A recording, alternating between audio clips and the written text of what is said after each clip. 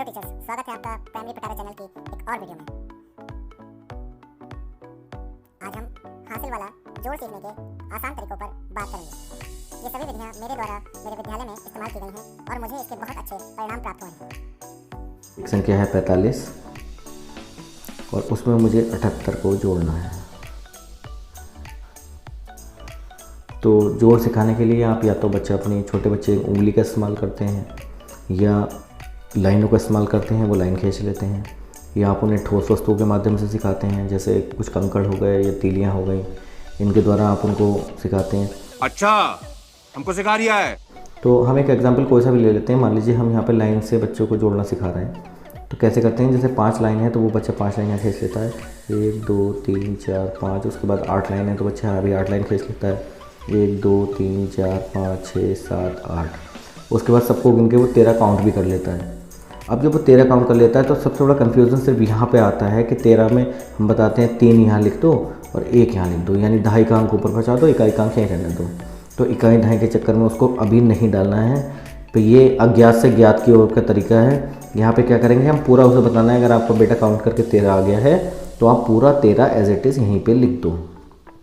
अब उसको बताना है कि बेटा जब तुम प्रार्थना में सुबह लाइन लगाते हो तो हर बच्चा, एक बच्चे के पीछे एक बच्चा खड़ा होता है, उसके पीछे भी एक बच्चा होता है। ऐसा तो नहीं होता कि एक बच्चे के पीछे 2 बच्चे खड़े होते हैं। लाइन में तो सिर्फ एक के पीछे एक ही खड़ा होता है। उसी तरीके से यहाँ देखना है।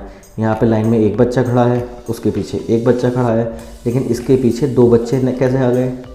यहाँ पे तो एक बच्चे को होना चाहिए था। तो हमें इन दोनों बच्चों में से किसी एक बच्चे को हटाना पड़ेगा।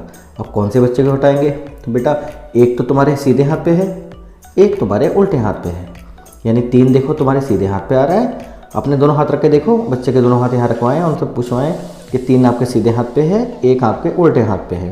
तो इस एक को आपको यहाँ से हटाना है, यानी इस बच्चे को आपको यहाँ से हटाना है और कहाँ पहुँचाना है?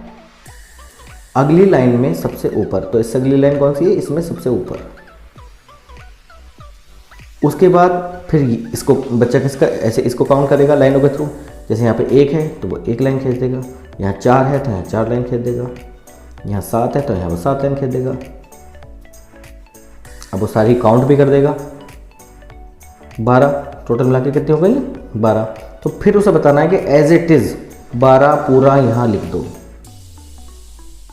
उसके बाद फिर बच्चे को यही चीज़ बतानी है कि बेटा इस लाइन को देखो, यहाँ पे एक बच्चा खड़ा है, उसके पीछे एक बच्चा खड़ा है, उसके पीछे एक बच्चा खड़ा है, लेकिन यहाँ पे 2 बच्चे कैसे आ गए? गलत आ गए। एक लाइन में सिर्फ एक ही बच्चा आना चाहिए। तो यहाँ से हम किसे हटाएंगे?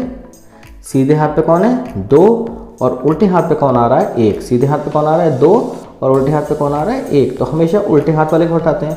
तो आप इस उल्टे हाथ को हटाओगे और कहाँ पहुँचाओगे? अगली लाइन में। लेकिन अगली लाइन तो यहाँ पे है ही नहीं। तो अगली लाइन अगर हमारे पास नहीं है तो इसको यहीं बैठे रहने दो।